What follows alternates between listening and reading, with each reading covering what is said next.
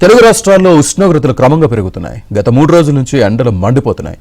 ఇప్పటికీ పలు జిల్లాల్లో రాత్రి వేళల్లో చలి విజృంభిస్తున్నా పగటిపూట ఎండలు హడలెత్తిస్తున్నాయి. ఉక్కపోతతో జనం అల్లాడిపోతున్నారు. ఈ ఏడాది శీతాకాలంలో ఉష్ణోగ్రతలు డిసెంబర్లో కొద్ది రోజులు మాత్రమే అత్యల్పంగా నమోదయ్యాయి. క్రమంగా ఉష్ణోగ్రతలు పెరగనున్నాయి.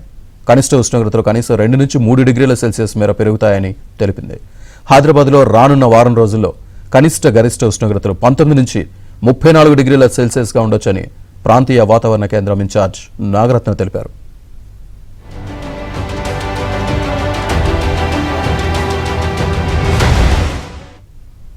గత వారం రోజులుగా పగటి ఉష్ణోగ్రతల్లో మార్పు కనిపిస్తోంది. కొద్ది రోజులుగా అధిక ఉష్ణోగ్రతలు నమోదవుతూ ఉండడంతో ప్రజలు అల్లాడిపోతున్నారు. ఫిబ్రవరిలోనే ఈ పరిస్థితి ఉండడంతో ప్రజలు భయపడుతున్నారు.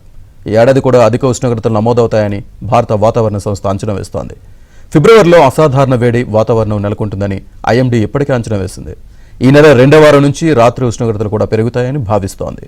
తెలుగు రాష్ట్రాల్లో పగటి ఉష్ణోగ్రతలు క్రమంగా 35 నుంచి 40 డిగ్రీలకు చేరువవుతున్నాయి.